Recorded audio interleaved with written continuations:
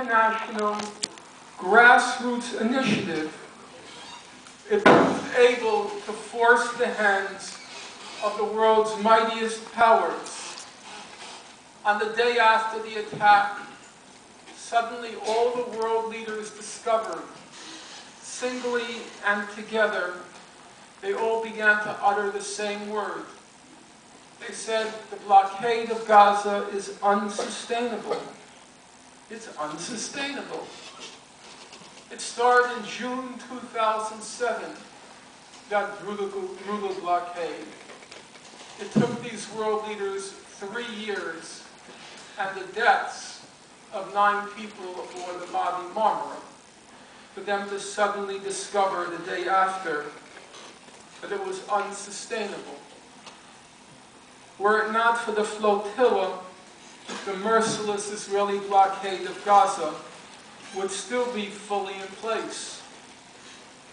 Now it's true, the prison gates of Gaza have so far been pried open only a few inches.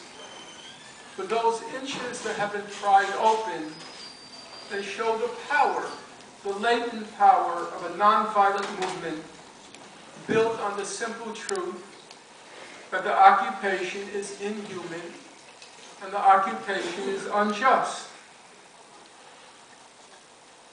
It's absolutely pointless, worthless, a squandering of time and a squandering of energy to fix our eyes on this thing called the peace process.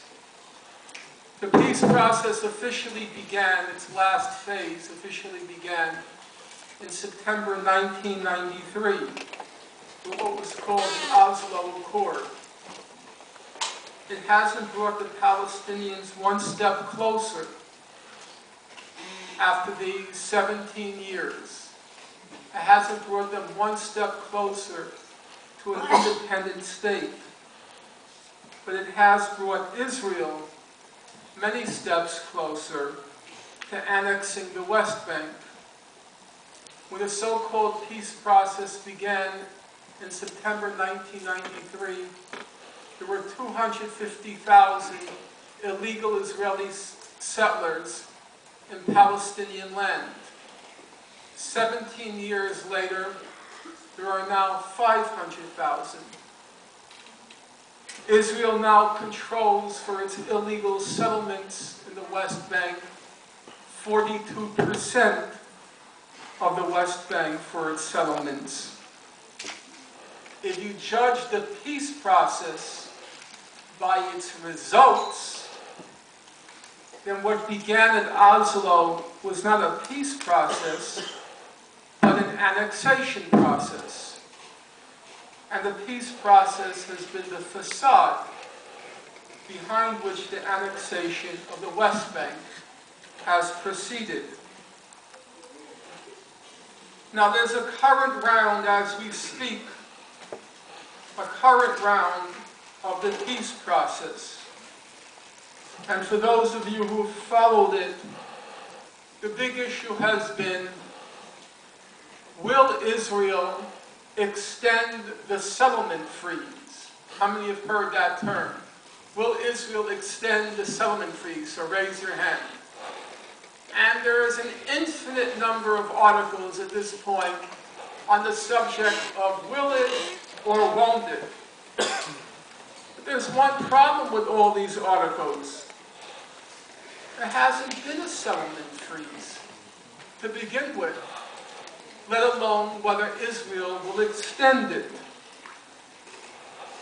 The settlement freeze did not apply to new infrastructure. So Israel is allowed, under the settlement freeze, to continue building roads and so forth. The settlement freeze only applied to what was called new construction. So what did Israel do? It met with the settlers, told the settlers, just lay the foundations of houses. And so when we declare the settlement freeze, it will only be for new construction of homes and you can continue building the homes for which you already laid the foundation. What's the bottom line? During this so-called settlement freeze over the past 10 months, 2,000 new homes have been built. The most authoritative investigators of the settlement process is an organization in Israel called Peace Now. And Peace Now issued the following statements. Number one, and now I'm quoting Peace Now, on the ground, there is almost no freeze or even a visible slowdown.